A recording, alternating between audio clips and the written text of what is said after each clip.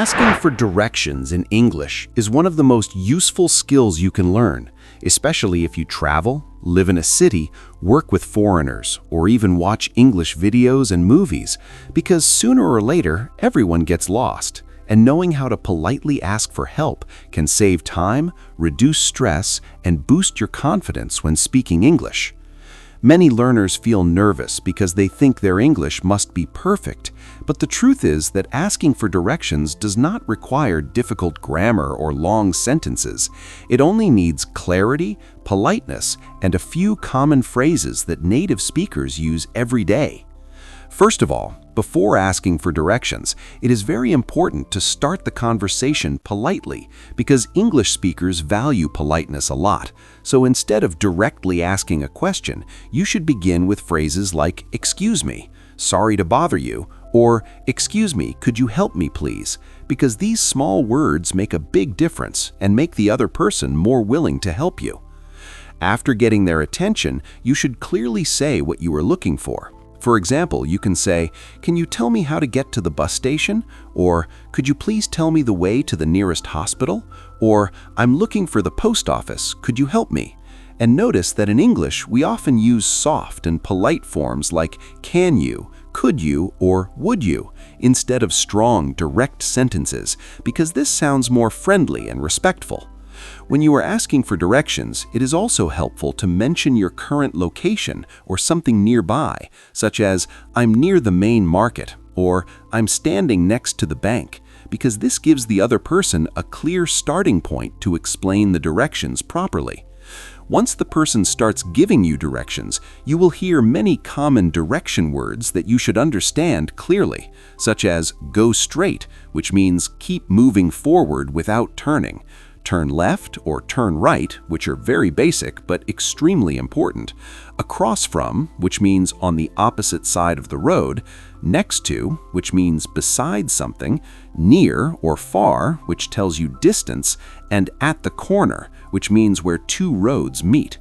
Sometimes people will also use landmarks instead of street names, so they might say, "You'll see a big mosque," "There is a school on your left," or "Go past the supermarket." And this is very common in spoken English, so you should listen carefully and try to imagine the route in your mind while they are speaking. If you do not understand something, do not feel shy or embarrassed because it is completely normal, and you can politely ask them to repeat or explain again by saying, "Sorry, could you repeat that please?" Or, "I didn't understand. Can you say that again slowly?" Or, "So you mean I should turn left after the shop?" Because repeating the direction in your own words is a very smart way to confirm that you understood correctly. Another very useful phrase when asking for directions is, "How far is it?" Because sometimes you want to know whether the place is close enough to walk or if you need transport. And the person might reply with answers like, "It's about 5 minutes from here," "It's a short walk," "It's quite far," or "You should take a bus or taxi," and these answers help you decide your next step. In English, people often use time instead of distance, so instead of saying kilometers, they will say minutes, like 10 minutes away, or 20 minutes on foot, so you should get used to this way of measuring distance. When someone is explaining directions, they might use sequence words like first, then, after that, and finally, which show the order of steps, so listening for these words can help you follow the instructions more easily and not get confused. It is also very common to hear phrases like, "You can't miss it," which means the place is very easy to find, or "It's on the right-hand side," which means it will be on your right as you walk, or "just around the corner," which means very close. If you are using public transport, you may need to ask specific questions like, "Which bus goes to the city center?" or "Where can I catch the train to downtown?" or "Is there a bus stop near here?" And these questions are extremely useful in daily life, especially in big cities.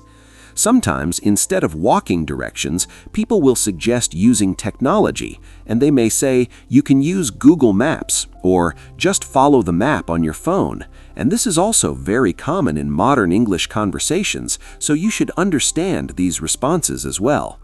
When the person finishes explaining, it is polite to thank them by saying, "Thank you very much.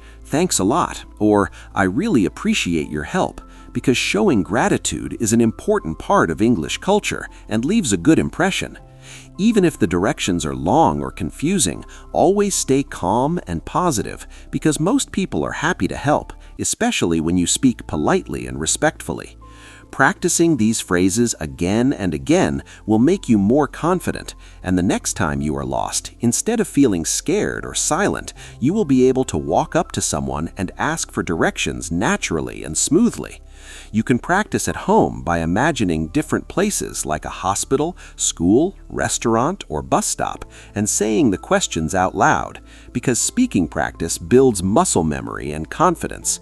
Over time, you will notice that your fear disappears and your English becomes more natural, because asking for directions is not just about language, it's about communication, confidence, and connecting with people. Remember that mistakes are normal, accents are okay, and clarity matters more than perfection, so focus on being polite, clear, and confident, and you will always be understood. Learning how to ask for directions in English is a small skill, but it opens big doors, helps you move freely, and makes you feel independent in an English-speaking environment. And once you master this skill, you will realize that speaking English in real life is much easier than you ever thought.